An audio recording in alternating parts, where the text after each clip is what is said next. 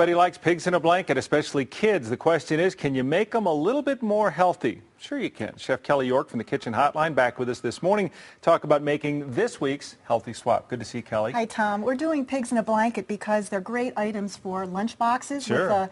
With back to school coming right around the corner, and also for those last minute cocktail parties in the summer. You can make these, put them in the freezer, and then have them ready for a last minute unexpected drop-in of guests. Well, let's talk about our substitutions. First, we start with making the dough.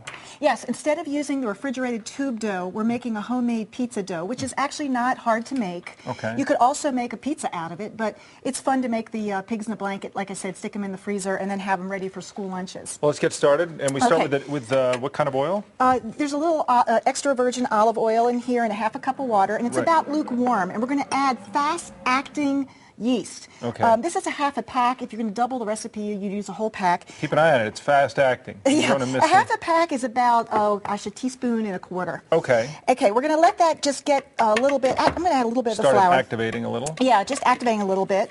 And the flour obviously is not a white flour. This is a whole wheat, unbleached white flour with a tablespoon of wheat bran added to it to bump up the fiber content. So it is a white flour, but you say unbleached, so it looks, and being whole wheat as well, it's a little darker. It's a whole wheat, yeah, but it's not as, it doesn't have as much as the chaff in it as a whole wheat like a graham flour would have. Okay. Okay, so you mix that together until it makes a ball, and then you're going to take and put it on your cutting board and knead it for about 5 minutes. Just to get it some good supple. workout for your hands. Yeah, and get those glutens developing. So when it's...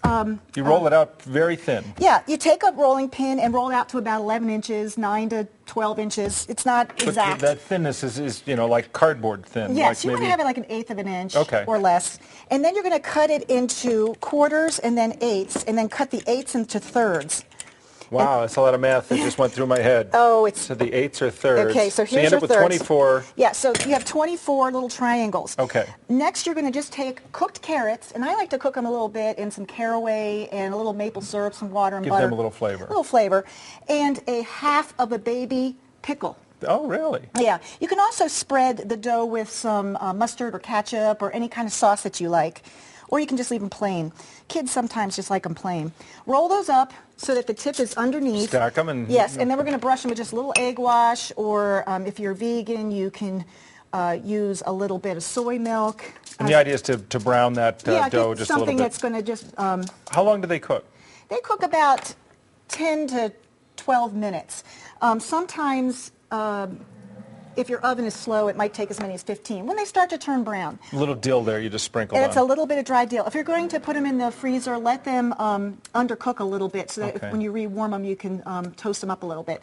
And that's it. They're great for lunch boxes. You can use them for cocktail parties, for appetizers. There's so many cool lunch boxes that are out now for kids and adults, ones that come with the utensils or that you can put into backpacks. They got the kinds that you can collapse after you eat and put it back in your backpack. So just to go back to cooking for a second, you're really looking for the dough to cook. The pickle and the carrot are fine. Already cooked, yeah. They're ready to they go. don't really need, you're just browning that bread. Okay, now we're looking at some of the finished results. What have we done as far as nutrition? Going from the classic pigs in a blanket to the one we made just now. Loads of, first of all, you're taking out the nitrates. You're not using a sausage or a hot dog. Is everything better, more healthy without a hot dog in it? Pretty much. Hot dogs have a place, but not every day.